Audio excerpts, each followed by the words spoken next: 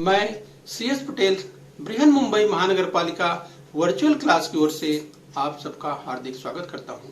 बच्चों, वैश्विक महामारी के चलते इस वर्ष पठन पाठन का कार्यक्रम प्रभावित हो रहा है। ऐसे में हमारी बृहन मुंबई महानगर पालिका ने प्रत्येक विद्यार्थी तक ऑनलाइन शिक्षण पहुंचाने की व्यवस्था की है। तो आइए बच्चों शुरू करते हैं। तो बच्चों, आज हम बात करेंगे कक्षा 8वीं की यानी 8th स्टैंडर्ड की बात करेंगे। तो बच्चों, आज का विषय है भूगोल यानी ज्योग्राफी की बात करेंगे। तो बच्चों, स्क्रीन पर दाहिनी ओर आप देख पा रहे हैं कक्षा 8वीं की भूगोल की पाठ्यपुस्तक का फ्रंट पेज यानी जो बच्चों मुख्य पृष्ठ है वो आपको दिखाई दे रहा है। तो बच्चों, आज का पाठ है चौथा पाठ, सागरीय नितल की संरचना भाग 2। बच्चों, सागरीय नितल की संरचना भाग 1 आप पढ़ चुके हैं। बच्चों, अगर आपने नहीं पढ़ा है तो इसी चैनल पर सागरीय नितल की संरचना भाग 1 उपलब्ध है। तो बच्चों, उस पाठ को पढ़ लीजिए, उस वीडियो को अच्छी तरह देखकर समझ लीजिए। उसके बाद बच्चों इस पार्ट 2 को पढ़ेंगे, समझेंगे तो बच्चों आपके लिए अच्छा होगा और अच्छी तरह से आप पाठ को समझ जाएंगे। तो बच्चों, हम बात कर रहे हैं सागरीय नितल की संरचना भाग 2 यानी structure of ocean floor part 2 की हम बात कर रहे हैं। तो बच्चों, मैं CS Patel virtual training centre MCGM Dadar Mumbai से, और आइए बच्चों इसी क्रम में आगे बढ़ लेते हैं। बच्चों, हम पढ़ेंगे सागरीय नितल की संरचना यानी स्ट्रक्चर ऑफ ओशन फ्लोर। बच्चों, आपको याद दिलाएं, पिछले अर्थात पार्ट 1 में हमने देखा था महाद्वीप एवं महासागर क्रमशः स्थल मंडल एवं जल मंडल के भाग हैं। तो बच्चों, थोड़ा सा रिवाइज करते हुए हम आगे बढ़ेंगे, राइट। तो चलिए बच्चों, स्क्रीन पर जैसे आप देख पा रहे हैं, अगर हम बात करें अगर हम स्थल मंडल की बात करें यानी लिथोस्फीयर की बात करें, स्क्रीन पर जैसा कि आप देख पा रहे हैं और दाहिनी ओर हाइड्रोस्फीयर अर्थात जल मंडल की हम बात कर रहे हैं, राइट। तो ध्यान रखना है, थोड़ा सा रिवाइज करते हुए हम आगे बढ़ रहे हैं। तो बच्चों, हम सागरीय नितल की संरचना के बारे में बात कर रहे हैं। बच्चों, हमने पिछली बार देखा था कि महाद्वीप एवं महासागर प्लेटों अर्थात भूपट्टों पर अवस्थित हैं। इस स्क्रीन पर आप देख सकते हैं बच्चों कि महाद्वीप यानी जो कॉन्टिनेंट्स हैं और जो महासागर यानी जो ओशन, तो ये प्लेटों अर्थात भूपट्टों पर अवस्थित है। विश्व के अगर प्लेट्स की बात करें तो जो स्क्रीन पर आप देख पा रहे हैं, जैसे यूरेशियन प्लेट की बात करें, ये आपको हम पॉइंट आउट करते हुए आगे चले, चाहे हम ये जो स्क्रीन पर आप देख पा रहे हैं, जैसे यूरेशियन प्लेट की अगर बात करें तो ये जो राइट देख सकते हैं आपको दिखाई दे रहा है। इसी तरह से यहाँ अफ्रीकन प्लेट लिखा हुआ, राइट। तो ये इस तरह से अफ्रीकन प्लेट। इसी तरह से अगर ऑस्ट्रेलियन प्लेट की बात करें तो ये देख पा रहे हैं, इंडियन प्लेट ये देख पा रहे हैं। तो ये प्लेट्स को आपको ध्यान रखना है। चलिए बच्चों, हम थोड़ा सा रिवाइज करते हुए आगे बढ़ रहे हैं। हम सागरीय नितल की संरचना का अध्ययन कर रहे हैं यानी स्ट्रक्चर ऑफ ओशन फ्लोर की हम बात कर रहे हैं। तो बच्चों, स्क्रीन पर अगर हम ओशन की बात करें, महासागरों की बात करें तो स्क्रीन पर आप देख सकते हैं। तो चलिए बच्चों, आज इसी क्रम में हम और आगे बढ़ेंगे। और ये बच्चों आप देख पा रहे हैं समुद्र यानी ओशन को आप देख पा रहे हैं, महासागरों को आप देख पा रहे हैं। लेकिन बच्चों, हम आज नितल की बात करेंगे यानी बच्चों ओशन फ्लोर की बात करेंगे। तो आइए हम इसी क्रम में और आगे बढ़ते हैं। तो बच्चों, हम यह जानते हैं कि धरातल पर भूमि एवं जल का वितरण असमान है। हम जानते हैं बच्चों, पृथ्वी के सतह का 71% भाग जल से व्याप्त है और जल के नीचे भी भूमि है। ये बच्चों, जिसकी चर्चा हम पिछली बार कर चुके हैं, किंतु पानी की तरह इसका स्तर समान नहीं है। तो बच्चों, हम विस्तार से देखने वाले हैं। तो चलिए इसी क्रम में हम और आगे बढ़ेंगे। बच्चों, विविध भू आकृतियों की बात करें, वेरियस लैंडफॉर्म्स की बात करें, तो बच्चों ऊंचे ऊंचे पर्वतों की अगर बात करें, बाईं ओर स्क्रीन पर आप ऊंचाई देख पा रहे हैं। यानी बच्चों यहाँ पे जो ऊंचाई आप देख पा रहे हैं मीटर में दी गई है। और बच्चों, अगर भूरूपों की बात करें, तो चाहे हम पर्वतों की बात करें, माउंटेन की बात करें, पठारों की बात करें या तटवर्ती प्रदेश की बात करें, समुद्र के तटवर्ती प्रदेश की बात करें। इसके बाद बच्चों सी लेवल की बात करते हैं, यानी समुद्र तल की बात करते हैं। यहाँ से जहाँ से समुद्र शुरू होता है वो होता है समुद्र तल। इसके बाद बच्चों शुरू होता है, देखिए महाद्वीपीय मग्न तट देख पा रहे हैं, महाद्वीपीय ढाल जो पिछली बार हमने चर्चा की थी, और बच्चों सागरी पठार, सागरी द्वीप, ये सागरी गर्त जिसके बारे में आज हम लोग देखने वाले हैं। इस बच्चों तो चलिए हम इसी क्रम में और आगे बढ़ेंगे। बच्चों महासागर के नितल की संरचना है the relief of ocean floor, right. तो बच्चों आपको हम याद दिलाएं एक बार फिर से, cross section of ocean floor, जलमग्न भूमि की संरचना को सागरी नितल की संरचना के नाम से जाना जाता है। इस बच्चों जलमग्न भूमि की संरचना को सागरी नितल की संरचना के नाम से जाना जाता है। तो बच्चों समुद्र तल से गहराई के आधार पर एवं वहाँ की जो भूमि के आकार के अनुसार सागरी नितल की संरचना की जाती है। यस बच्चों, और उसी में हम देखने का प्रयास करेंगे। यस बच्चों, जैसा कि हमने पिछली बार देखा हुआ था, तो हम महाद्वीपीय मग्न तट की बात करेंगे, मग्न ढाल की बात करें, जो स्क्रीन पर आप देख पा रहे हैं। इसे हम थोड़ा सा और रिवाइज करते हुए यस कॉन्टिनेंटल शेल्फ की बात करेंगे, कॉन्टिनेंटल स्लोप की बात करेंगे, और इसी क्रम में हम बच्चों और आगे बढ़ने वाले हैं, आज विस्तार से उसे देखने वाले हैं, राइट। आइए बच्चों हम यहाँ पर आपको बताएं, इस महासागरीय तल की संरचना जो ओशन रिलीफ की बात कर रहे हैं, राइट। तो अपने ध्यान में एक बार फिर से इसे रखिए बच्चों। अगर हम महाद्वीप की बात करें तो महाद्वीप स्क्रीन पर देख पा रहे हैं, इसके बाद ये है तट, इसके बाद यहाँ से देखिए जलमग्न सीमा, ये स्क्रीन पर देख पा रहे हैं, इसके बाद यहाँ पे स्लोप, और बच्चों ये गहराई, अगर हम सागरी मैदान की बात करें, यहाँ स्क्रीन पर आप देख पा रहे हैं, और सागर की गहराई यहाँ जैसे 2000 मीटर 4000 मीटर ये लाइन खींची हुई है। इसके बाद सागरी द्वीप को आप देख सकते हैं। हम बात करेंगे मध्य सागरीय पर्वत श्रेणी की, यानी जो समुद्र के अंदर, महासागरों के अंदर जो पर्वत श्रेणियाँ हैं उनकी भी बात करेंगे।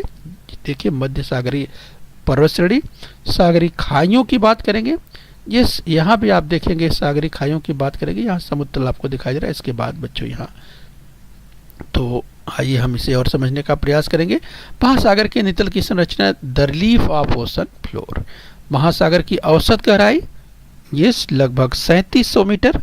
महासागर का नितल भी पृथ्वी की तरह ऊंचा नीचा है। ध्यान रखना है, जिस तरह से बच्चों हम क्रस्ट की बात करें, भूपर्वती की बात करें, पृथ्वी के उस भाग की बात करें, यानी जैसे पृथ्वी पर ऐसे स्थानों पर जो स्थल भागों पर हम चलते हैं तो हमको ऊंचा नीचा यस दिखाई देता है, यानी हम बात करें भूरूप की, उसी तरह से महासागरों के अंदर भी महासागर का जो नितल है यस वह भी पृथ्वी की तरह, अर्थात पृथ्वी की तरह वो भी ऊंचा नीचा है, जिसकी हम बात करने वाले हैं।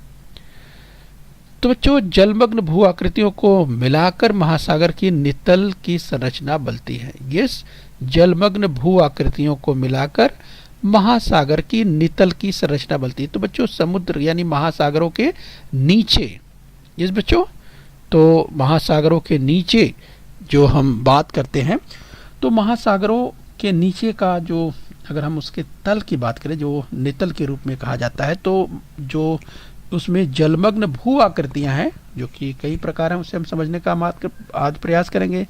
यस, तो उन भू आकृतियों को मिला करके महासागर की नितल की संरचना बनती है। तो स्क्रीन पर दाहिनी ओर आप देख पा रहे हैं। आइए बच्चों इसी क्रम में हम थोड़ा सा रिवाइज करते हुए आगे बढ़ेंगे। महाद्वीपीय मग्न तट यानी कॉन्टिनेंटल शेल्फ की बात करेंगे। तट के निकट एवं सागर में डूबा हुआ भूमि का भाग महाद्वीपीय मग्न तट कहलाता है। इस बच्चों तो तट के निकट एवं सागर में डूबा हुआ भूमि का भाग महाद्वीपीय मग्न तट, जिसे कॉन्टिनेंटल शेल्फ कहा जाता है। राइट, ध्यान रखिए बच्चों, यहाँ पर अगर कॉन्टिनेंटल शेल्फ की बात करें तो स्क्रीन पर आप देख सकते हैं, यस ये कॉन्टिनेंटल स्लोप है। इसके बाद शुरू होता है ढाल। तो हम बात कर रहे हैं महाद्वीपीय मग्न तट की। यह महासागरीय नितल का सबसे उथला भाग होता है। राइट, तो ध्यान रखिए जो मग्न तट होता है महाद्वीपीय तट का, वो सबसे उथला हुआ होता है, ये भी ध्यान रखना है। और इसे ही सागर मग्न भूमि भी कहते हैं। इसका ढाल मंद होता है, ये ध्यान रखना है। चलिए बच्चों थोड़ा सा और रिवाइज करते हुए आगे बढ़े। महाद्वीपीय मग्न तट का विस्तार सभी जगह एक जैसा नहीं होता। इसकी गहराई करीब 200 मीटर होती है। राइट, मनुष्य की दृष्टि से महाद्वीपीय मग्न तट बहुत महत्वपूर्ण है, क्योंकि विश्व के विस्तृत मत्स्य क्षेत्र अर्थात मछली पकड़ने के क्षेत्र जो है इसी महाद्वीपीय मग्न तट पर पाए जाते हैं। बच्चों पिछली बार हमने चर्चा की थी विस्तार से। यस, जो बड़े बड़े अगर मछलियों के पकड़ने के जो अगर हम बैंक हैं, बैंक का मतलब क्षेत्र से ही है जहाँ पर मछलियाँ बड़े पैमाने पर पकड़ी जाती हैं, ये हमने चर्चा भी की थी, आपको याद होगा, जॉर्ज बैंक, ये और तमाम बैंकों की हमने बात पिछली बार की थी। तो ये सब महाद्वीपीय मगध तट पर ही पाए जाते हैं, राइट, ध्यान रखिए बच्चों। यह भाग उथला होने से सूर्य की किरणें यहाँ तक तल तक पहुँचती है और यहाँ काइयाँ और प्लवक पाए जाते हैं, जिन्हें प्लवक का मतलब प्लैंकटन होता है। और बच्चों ये प्लैंकटन मछलियों का अन्न होते हैं, इसीलिए बड़ी मात्रा में मछलियाँ प्लैंकटन को खाने के लिए आती हैं और बड़ी मात्रा में यहाँ मछलियाँ पाई जाती हैं। हम बात करें बच्चों, ये महाद्वीपीय मगध तट की बात कर रहे हैं। महाद्वीपीय मगध ढाल उसके आगे शुरू होता है। यस, महाद्वीपीय मगध तट का भाग समाप्त होती है, सागरीय भाग का ढाल तीव्र हो जाता है। ये जो स्लोप की हम बात कर रहे हैं, यहाँ पर देखिए जो स्लोप है शुरू हो जाता है और इसे महाद्वीपीय ढाल कहते हैं। समुद्र तल से इसकी गहराई करीब 200 मीटर से 3600 मीटर तक हो सकती है। चलिए बच्चों थोड़ा सा और आगे बढ़ेंगे बच्चों। सागरीय मैदान यानी एबिसल प्लेन की बात हम करें, महाद्वीपीय ढाल से लगा विस्तृत भाग मैदानी स्वरूप का होता है। इस बच्चों तो स्क्रीन पर आप देख सकते हैं, अगर हम बात करें सागरीय मैदानों की तो स्क्रीन पर आप देख सकते हैं, दिखाने का प्रयास किया गया है। ये एबिसल प्लेन अर्थात सागरीय मैदान बच्चों, समुद्र के अंदर मैदान। सागरीय नितल का समतल भाग सागरीय मैदान कहलाता है। यस, तो महाद्वीपीय ढाल से लगा विस्तृत भाग मैदानी स्वरूप का होता है। यस बच्चों, तो चलिए इसी क्रम में हम और आगे बढ़ेंगे। हमने थोड़ी चर्चा पिछली बार भी की थी सागरीय मैदान के संदर्भ में। तो बच्चों सागरीय मैदान पर छोटे बड़े आकारों के जलमग्न टीले, पर्वत, पठार इत्यादि भू आकृतियाँ पाई जाती है, राइट। तो इसके बारे में हम देखेंगे, सी माउंट की बात करेंगे, स्कर्ट की बात करेंगे, जो कि यस बच्चों सागरीय मैदान पर ये छोटे बड़े आकार के जलमग्न टीले, पर्वत, पठार इत्यादि भू आकृतियाँ पाई जाती हैं। आज बच्चों हम सागरीय पर्वत और पठारों की बात विस्तार से यहाँ करने वाले हैं। तो माउंटेन रेंजेज एंड प्लेट्यूज, महासागरीय नितल पर स्थित पर्वत श्रेणियाँ जलमग्न कटक या जलमग्न पर्वत, जिसे सबमर्ज हिल्स एंड माउंटेन कहलाती है। तो स्क्रीन पर आप देखेंगे बच्चों, तो यहाँ आपको दिखाई देंगी दाहिनी ओर स्क्रीन पर आप देख सकते हैं। यहाँ पे जब हम महासागरीय नितल पर स्थित पर्वत श्रेणियाँ जलमग्न कटक या जलमग्न पर्वत की बात करते हैं, तो बच्चों यहाँ पर आप देख सकते हैं ये सब मैरिन रिज लिखा हुआ है, राइट।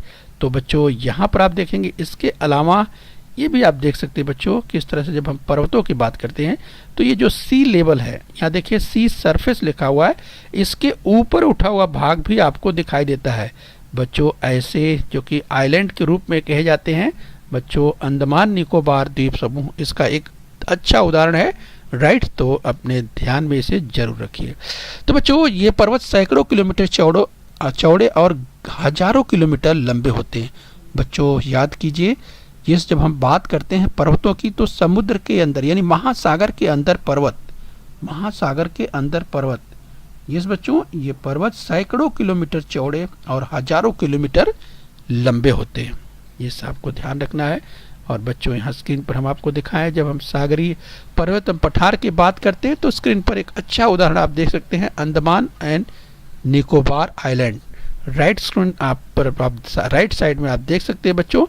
आप देखिए जो भाग उभरा हुआ आपको दिखाई देता है बच्चों, ये बच्चों तो ये अगर गहराई की बात करें तो बिल्कुल ये समुद्र में है और ये आपने देखा कि किस तरह से ये समुद्र में काफ़ी गहराई तक डूबा हुआ है, राइट। तो इस तरह से ये जो है कि सागरी पर्वत के रूप में जाने जाते हैं बच्चों। यहाँ हम आपको बताते हुए चलें कि जब हम पर्वतों की बात करते हैं यानी सागरी पर्वतों की बात करते हैं बच्चों, ये जलमग्न पर्वत श्रेणियों के शिखर कहीं कहीं सागर के सतह पर दिखाई देते हैं, जैसे यहाँ पर आप देख सकते हैं। इसके अलावा बच्चों ये आइसलैंड या अटलांटिक महासागर, अंडमान निकोबार द्वीप समूह या बंगाल की खाड़ी इसके बच्चों उदाहरण है।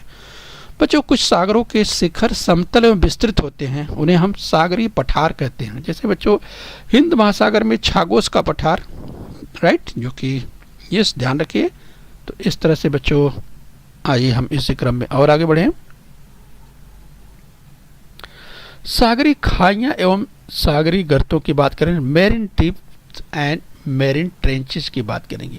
यानी बच्चों जब हम सागरी खाइयों की बात करेंगे, सागरी गर्तों की बात करेंगे, तो स्क्रीन पर आप देख सकते हैं यहाँ पे लिखा है ओसेनिक ट्रेंचेज। तो बच्चों ये जो गर्त हैं, ये जो गड्ढे हैं बहुत बड़े बड़े हैं, बहुत बड़े बड़े। ये जो सागरी गर्त हैं ये बहुत ही गहरे हैं, और बच्चों इतने गहरे हैं कि अगर विश्व का जो सबसे ऊंचा माउंट एवरेस्ट है उसे भी अगर डुबो दिया जाए तो भी वो पूरी तरह से डूब जाएगा, और इसके बाद भी वो सोचिए कि पता नहीं चलेगा उसका। तो आप सोचिए बच्चों कितना गहरा, इसकी भी चर्चा आज हम यहाँ विस्तार से करने वाले हैं। राइट, तो बच्चों सागर के नितल के कुछ स्थानों पर गहरे, सकरे, तीव्र ढलान वाले विवर, गड्ढे सदृश सागर संरचनाएं पाई जाती हैं। यस बच्चों, और यूं कहें कि उन्हें सागरी खाइयाँ अथवा सागरीय गर्त कहते हैं। तो बच्चों इस तरह से हम सागरी खाइयाँ या सागरी गर्त की बात करेंगे। तो स्टूडेंट्स यहाँ पर ध्यान दीजिए, इसी क्रम में हम आपको बताएं, आइए, प्रशांत महासागर की मैरियाना गर्त विश्व की सबसे गहरी गर्त है जिसकी गहराई 11,034 मीटर है। बच्चों माउंट एवरेस्ट कितना ऊंचा है? 8,848 मीटर, जबकि मैरियाना गर्त जो कि प्रशांत महासागर में है, राइट, हम आपको दिखाएं तो देखिए स्क्रीन पर कहाँ पे है। यस बच्चों, तो देखिए मैरियाना गर्त जो स्क्रीन पर आपको दिखाई दे रहा है, यहाँ लिखा है मैरियाना ट्रेंच, ये जो स्क्रीन पर आप देख पा रहे हैं, राइट। तो बच्चों यही है जो आप देख पा रहे हैं। ये तो ध्यान से देखिए, आपको यस जो दिखाई दे रहा है यही है, तो ध्यान रखिए बच्चों। और जैसा कि यहाँ अगर आप देखें तो बच्चों यहाँ आपको जापान दिखाई दे रहा है, राइट। तो ध्यान रखिए मैरियाना गर्त जो है, मैरियाना विश्व का सबसे गहरा, यानी अगर हम कहें गहरा स्थान है तो यही है मैरियाना ट्रेंच, जिसकी गहराई है 11,034 मीटर। 11,034 मीटर मतलब बच्चों 11 किलोमीटर से भी अधिक। यस, 11,034 मीटर है, तो आप सोचिए बच्चों कितना गहरा है, तो ये आपको ध्यान रखना है। तो बच्चों इस तरह से अगर हम मैरियाना गर्त की बात करें, भूगर्भ विज्ञान की दृष्टि से मध्य महासागरीय जलमग्न पर्वत एवं गर्ते सागरी नितल के सर्वाधिक सक्रिय भाग हैं, राइट, ध्यान रखिए। और बच्चों इन भागों में अनेक सक्रिय ज्वालामुखी भी हैं, राइट बच्चों। तो स्क्रीन पर अगर ज्वालामुखी की बात करें तो आप देख सकते हैं किस तरह से सक्रिय ज्वालामुखी, जिसे इंग्लिश में एक्टिव वोल्केनो कहा जाता है, राइट बच्चों। तो जिससे धूल, धुआं, ये विभिन्न प्रकार की गैसें बड़े पैमाने पर निकलती रहती हैं, तो स्क्रीन पर आप देख सकते हैं। तो ये है सक्रिय ज्वालामुखी यानी एक्टिव वोल्केनो। ये बच्चों, इसके अलावा बच्चों ये क्षेत्र भूकंपों के दृष्टिकोण से यानी अर्थक्वेक की दृष्टिकोण से अति संवेदनशील क्षेत्र माने जाते हैं। यानी बच्चों यहाँ पर, यानी हम इन महासागरों की बात करें बच्चों, तो यहाँ भूकंप भी आते हैं और इसीलिए अति संवेदनशील क्षेत्र माने जाते हैं, राइट। तो ये भी आपको ध्यान रखना है। तो चलिए बच्चों इसी क्रम में हम और आगे बढ़ेंगे। हम बात करेंगे बच्चों सागरीय निक्षेपण की यानी मैरिन डिपोजिशन की। सागरीय नितल यह विश्व के विभिन्न भागों का निचला गहरा भाग है। इस बच्चों ध्यान रखिए, जब हम मैरिन डिपोजिशन की बात करते हैं, निक्षेपण की बात करते हैं, तो बच्चों ये पूरे, अगर महासागरों की बात करें बच्चों, तो महासागरों में यानी यूँ कहें कि प्रतिपल या प्रति एक सेकंड में कह सकते हैं, एक मिनट, एक घंटे, यानी एक वर्ष की बात करें बच्चों, लगातार ये समुद्र से तमाम पर्वतों से निकली हुई तमाम जो नदियां हैं वे आकर के समुद्रों में मिलती है बच्चों, जिस महासागरों में मिलती है। और बच्चों तमाम प्रकार के जो डिपोजिशन है, निक्षेपण की प्रक्रिया है, वे संपादित होती रहती हैं, राइट। तो बच्चों तमाम कई नदियां ऐसी है जो कि पेरिनियल है, जो कि सतत वाहिनी है, यानी वर्ष भर लगातार उनमें पानी बना रहता है, और कुछ नदियां ऐसी होती हैं जो सूख भी जाती हैं। तो बच्चों इस तरह से ये क्रम चलता रहता है। तो सागरीय नितल यह विश्व के विभिन्न भागों का निचला गहरा भाग है। अगर निक्षेपण की बात करें बच्चों, तो स्क्रीन पर आप देख सकते हैं इसलिए यहाँ अनेक प्रकार के पदार्थों का संचयन होता है और उसका स्वरूप इस प्रकार है।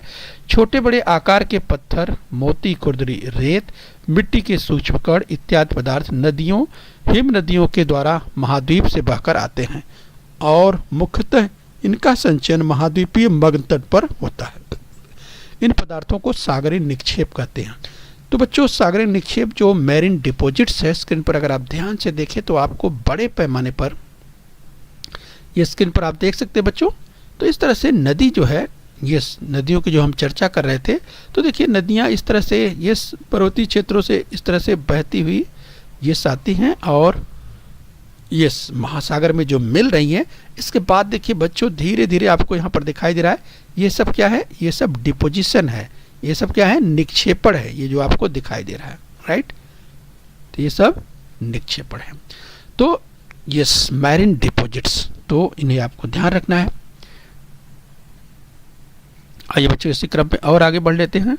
बच्चों, ज्वालामुखी के विस्फोट से बाहर निकली हुई राख एवं लावा का निक्षेपण यहाँ दिखाई पड़ता है। तो स्क्रीन पर आप देखिए बच्चों कि सागर में यानी महासागर में गहराई तक किस तरह से जो डिपोजिशन की अगर हम बात करें, ये मैरीन सेडिमेंट्स जो स्क्रीन पर बाईं ओर आप देख पा रहे हैं, इस तरह से निक्षेपण की प्रक्रिया लगातार होती रहती है। तो समुद्र के अंदर इस प्रकार निक्षेपण दिखाई देते हैं। तो ज्वालामुखी के विस्फोट से बाहर निकली हुई लाख एवं लावा का भी निक्षेपण यहाँ पे दिखाई पड़ता है। तो इस तरह से बच्चों ये सागरीय निक्षेप यानी मैरीन सेडिमेंट्स कहे जाते हैं। तो बच्चों, अधिक गहराई में विशेषतः सागरीय मैदानों में मृदा के अति सूक्ष्म कण बड़े पैमाने पर पाए जाते हैं। इस बच्चों, अधिक गहराई में सागरीय मैदानों में मृदा के अति सूक्ष्म कण बड़े पैमाने पर पाए जाते हैं, राइट। ये भी आपको ध्यान रखना है। इनमें साधारणतः प्राणियों एवं वनस्पतियों के अवशेष का अनुपात 30% होता है। इस महीन कीचड़ को सागरीय पंख कहते हैं, राइट। ध्यान रखिए बच्चों, हम बात करते हैं प्राणियों एवं वनस्पतियों के अवशेष का अनुपात 30% होता है और बच्चों इस महीन कीचड़ को ही सागरीय पंख कहा जाता है। सागरीय पंख पूछा जा सकता है, राइट, ध्यान रखिए। तो चलिए बच्चों, इसी क्रम में और आगे बढ़ेंगे। हम महासागरीय नितल का अध्ययन करें, कुछ ऐसे ही स्थानों की बात करें, कुछ ऐसे पदार्थों का संचयन भी होता है जो मानव निर्मित होते हैं, राइट बच्चों। तो मानव निर्मित अगर पदार्थों की बात करें, इनमें शहर का मैला पानी, ठोस अपशिष्ट, रेडियोधर्मी पदार्थ, बेकार रसायनों, प्लास्टिक इत्यादि पदार्थों के कारण जल मंडल में प्रदूषण का खतरा बढ़ता जाता है। तो स्क्रीन पर दाहिनी ओर देख पा रहे हैं बच्चों, जो मानव निर्मित पदार्थों का संचयन है जिसे एंथ्रोपोजेनिक डिपॉजिट्स कहा जाता है, तो स्क्रीन पर दाहिनी ओर आपको दिखाई दे रहा है। इस तरह जो मानव निर्मित पदार्थों का संचयन है, तो सोचिए बच्चों कितना खतरनाक है। जो मानव अपने उपयोग में तमाम वस्तुओं को करता है और बच्चों किस तरह से देखिए नालों के माध्यम से, नदियों के माध्यम से ये जो मानव निर्मित तमाम पदार्थ हैं, ये जाकर के किस तरह से आप देखिए किस तरह से प्रदूषण की अगर बात करें, जल को किस तरह से या महासागरों के जल को किस तरह से प्रदूषण बड़े पैमाने पर करते हैं। और बच्चों कितने खतरनाक है इसमें अगर हम बात करें, शहर का मैला पानी तो होता ही है, ठोस अपशिष्ट इसके साथ साथ रेडियोधर्मी पदार्थ होते हैं जो कि बहुत ही खतरनाक होते हैं, बेकार रसायन, प्लास्टिक इत्यादि जो है कितना ही जलमंडल को दूषित करने का काम करते हैं, ये स्क्रीन पर हम देख सकते हैं। तो बच्चों इससे हमको सचेत रहना चाहिए क्योंकि वो मानव जीवन के लिए खतरनाक होता है। तो ये पदार्थ सागरीय जीवन के लिए तो खतरनाक है ही हैं और पर्यावरण की दृष्टि से ये बहुत हानिकारक होते हैं। तो निश्चित रूप से इनके प्रति सजग रहना चाहिए। तो चलिए बच्चों, इसी क्रम में और आगे बढ़ेंगे। बच्चों, समुद्र तल यानी मीन सी लेवल की बात करें, किसी भी स्थान की ऊंचाई एवं गहराई उस स्थान के समुद्र तल से गिनी जाती है, राइट। ध्यान रखिए बच्चों, किसी भी स्थान की ऊंचाई एवं गहराई उस स्थान के समुद्र तल से गिनी जाती है। अब बच्चों जरा ध्यान से यहाँ पर स्क्रीन पर देखिए, यानी किसी भी स्थान की ऊंचाई एवं जब गहराई हम गिनते हैं जिसे MSL कहा जाता है यानी मीन सी लेवल कहा जाता है, तो कहाँ से उसे ज्ञात करते हैं। देखिए यहाँ पर लिखा हुआ है, ध्यान से देखिए, समुद्र तल। यहाँ देखिए समुद्र तल जो है जो कि 0 से शुरू होता है, राइट। अब उसके ऊपर अगर आप चलते हैं, माउंट एवरेस्ट को नापते हैं बच्चों, तो माउंट एवरेस्ट को नापने के लिए देखिए यहाँ ऊपर की ओर चलेंगे, ये देखिए माउंट एवरेस्ट कहाँ तक है, यहाँ तक है, यानी 8,848। यहाँ देखिए लिखा हुआ है 8,848 मीटर, यानी ये जो MSL है, ध्यान से समझ लीजिए, यानी मीन सी लेवल यहाँ से लेकर के यहाँ तक, यानी यहाँ से लेकर के यहाँ तक 8,848 मीटर है। अब बच्चों ये तो हुआ माउंट एवरेस्ट, लेकिन बच्चों ये तो समुद्र के जो सतह की बात करें, ये मीन सी लेवल है उसके ऊपर है, लेकिन अगर नीचे की बात करें, नीचे की ओर आते हैं, तो बच्चों आइए आपको आना पड़ेगा कितना, बच्चों आना पड़ेगा 11,034 मीटर, राइट। तो देखिए इसीलिए माइनस में लिखा है, चूँकि ये मीन सी लेवल के नीचे है, और ये जो मेरियाना गर्त है, ये देखिए स्क्रीन पर यहाँ आपको दिखाई दे रहा है मेरियाना गर्त, ये 11,034 मीटर नीचे है। तो आप सोचिए, इससे आपको पता चलता है कि हम जो किसी भी स्थान की ऊंचाई एवं गहराई ज्ञात करते हैं तो उस स्थान के समुद्र तल से गिनी जाती है, आपको ध्यान रखना है, राइट। और बच्चों यहाँ ऊपर आप देखिए तो आप देख सकते हैं ज्वार का अधिकतम स्तर यहाँ पर दिखाया गया है, औसत समुद्र तल, यस, जिसे मीन सी लेवल कहा जाता है, वो आपको ये दिखाई दे रहा है। और जिस समय भाटा आता है तो भाटा का न्यूनतम स्तर, जिस समय जल उतर जाता है सागर का, तो उसे भाटा कहते हैं, तो वो भाटे का न्यूनतम स्तर आपको दिखाई दे रहा है। इसके साथ ही बच्चों ध्यान रखिए, भारत में सर्वेक्षण हेतु चेन्नई स्थित समुद्र तल की औसत ऊंचाई 0 मानी जाती है, राइट। तो ध्यान रखिए, समूचे भारत के सभी स्थलों की समुद्र तट से ऊंचाई दर्शाने हेतु मानक मानी जाती है।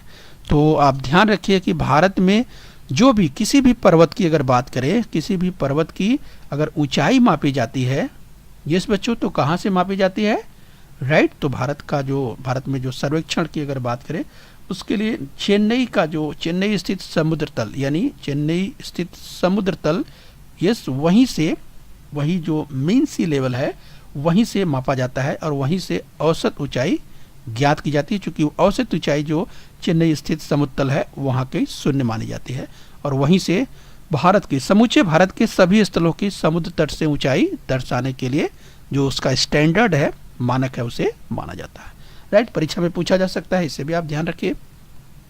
ओके बच्चों, तो चलिए आगे बढ़ेंगे। तो चलिए बच्चों, हम उम्मीद करते हैं कि आपने महासागरीय नितल की संरचना को समझ लिया है। आइए अब हम अभ्यास कर लेते हैं। तो चलिए बच्चों, स्क्रीन पर कथन दिया हुआ है, भारत में सर्वेक्षण हेतु चेन्नई स्थित समुद्र तल की औसत ऊंचाई 0 मानी जाती है। यह समूचे भारत के सभी स्थलों की समुद्र तट से ऊंचाई दर्शाने हेतु मानक मानी जाती है। बच्चों आपको याद होगा, अभी जल्दी ही आपने पढ़ा है, यस। तो क्या ये कथन सत्य है? यस, मुझे लगता है आपको याद आ गया होगा। तो चलिए टैली कर लीजिए अपना उत्तर। यस, ये कथन बिल्कुल सत्य है। आइए बच्चों, स्क्रीन पर और एक कथन देखिए ध्यान से।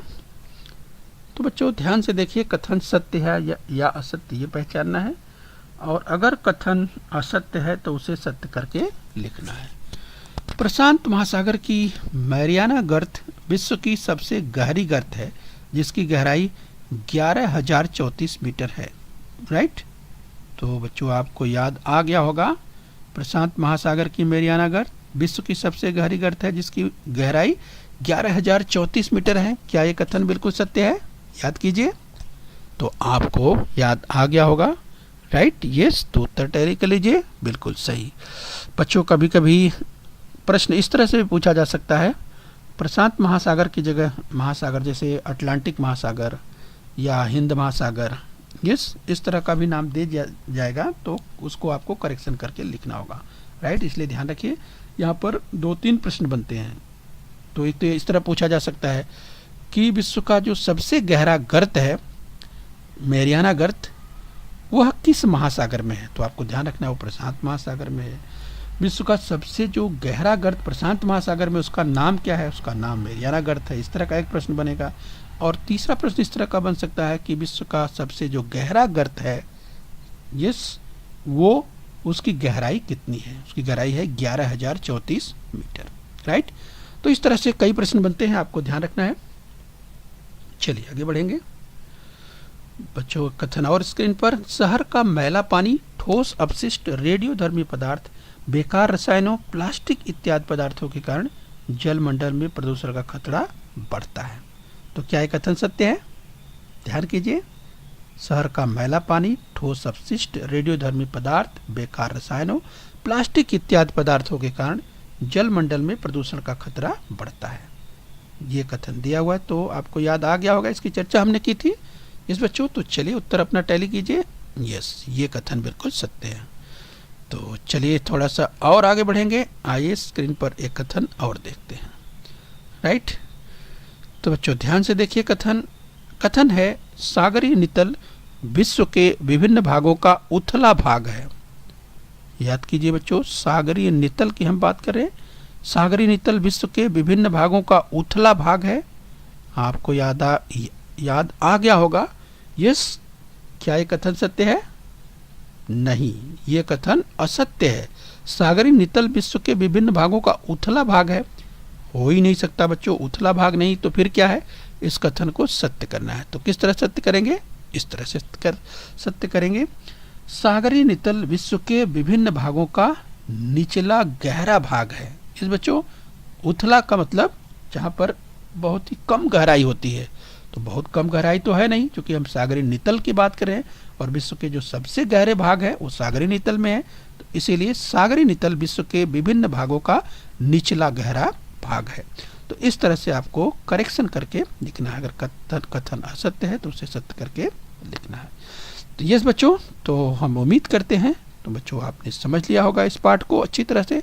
तो चलिए बच्चों, अपने स्वास्थ्य का ध्यान रखिए और बृहन मुंबई महानगर पालिका के इस चैनल को सब्सक्राइब कर लीजिए। ओके बच्चों, बृहन मुंबई महानगर पालिका के इस चैनल को सब्सक्राइब कर लीजिए और बेल आइकन प्रेस कर लीजिए। तो बच्चों, हम उम्मीद करते हैं यहाँ तक आपने समझ लिया है। आगे फिर मिलेंगे। आज के लिए इतना ही। Thank you very much.